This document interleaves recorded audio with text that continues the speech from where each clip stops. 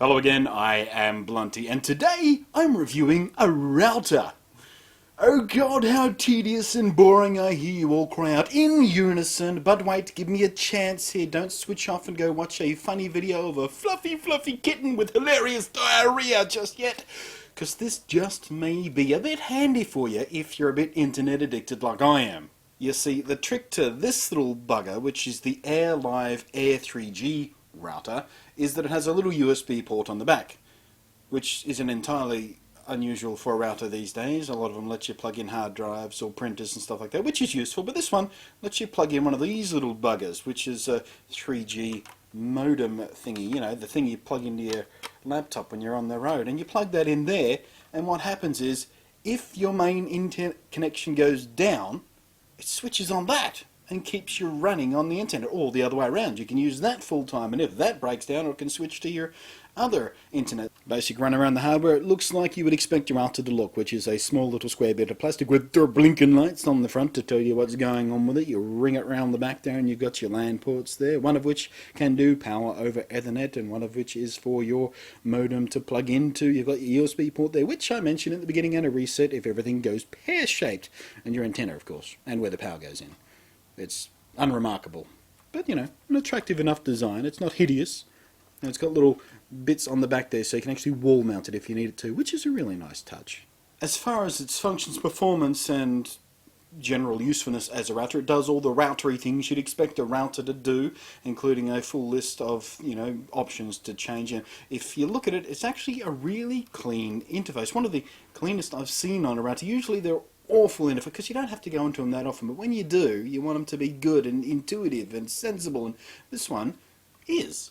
So you've got your main page there with your setup wizard, and yes, the setup wizard does work nice and cleanly. You get a few clicks and a few punches of the keys and you're up and running really quickly. It's one of the nicest setup wizards I've ever experienced on a router, which I really wasn't expecting because, you know, it's not one of the big name ones like BLINKEN or anything like that, but it's really well put together. I was impressed.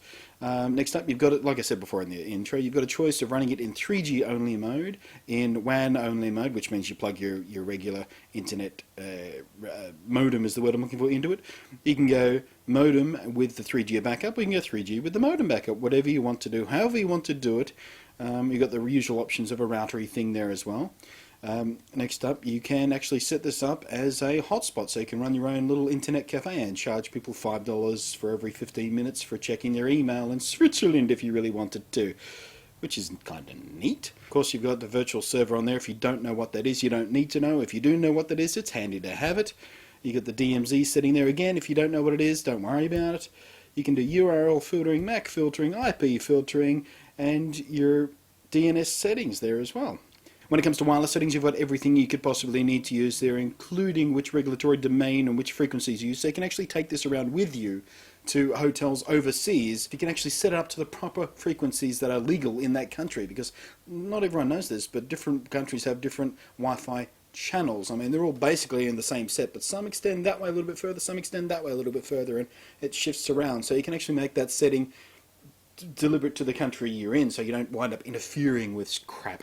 Now, one of the other really interesting functions, and functions you don't see on every router out there, I mean, most of the stuff we just went through real quick, that's on most routers. Not all of them give you the level of control you get here, but all of them have, you know, that kind of general stuff. But where is it? With the Airlive, you can actually set up separate SSIDs. And if you don't know what SSID is, it's basically what the Wi-Fi is called. You know, when you hook up to a Wi-Fi service, it has a name. It's usually just the name of the router if no one's bothered to set up. Well, you can actually set up multiple ones on this, so you can have one router with several different Wi-Fi settings there, and you can actually control how much bandwidth each of those get. So if you are using it in sort of a cyber cafe situation, you can set up so they only get certain bandwidth there. Or if you've got kids and you want to just be a prick and restrict their bandwidth. Or if you're in a share house perhaps and you're paying for the internet, but you want the other guys to have a bit of internet as well, you can set up and you can tell the router how much bandwidth to give those guys. It's brilliantly useful. Now, in use in my testing, it's been reliable and bulletproof, basically. I'm actually really impressed by it. So it's not expensive. It's about 139 Australian dollars-ish, regular retail price, but you'll find it cheaper online. If you look in the description of this video you find a couple of different Australian websites where you can get them from. If you're not in Australia, just Google it, for crying out loud. At the base of it, what you've got here is a solid piece of hardware, not too expensive, really good interface, especially for a router. I know I keep coming back to that, but some routers just have awful user interfaces. Just want to make you dig your eyes out every time you have to change a setting. But this one isn't. It's really nice, and it's reliable, good coverage. It's a nice piece of hardware, basically. And of course, being able to plug in a 3G key and have that sitting there as backup. You know, if you've got my ISP at home, I pay for a really good service, and it almost never goes down on me, much like some girlfriends I've had. But if you do have a kind of crappy connection and you just need that reliability, there's no buggering around trying to find your key, plugging the computer, connecting it, and then you can't share it with the rest of you. It's just sitting there in your router. So when it loses the main connection, it goes, oh, fair enough then, I'll switch on the 3G and keep you going. You don't have to change any settings. You barely notice anything. You lose your connection for a second while this turns on, and you're away again. It's brilliantly handy just to have that reliable internet connection, and that's the main selling point of this as far as I'm concerned, in use in my home.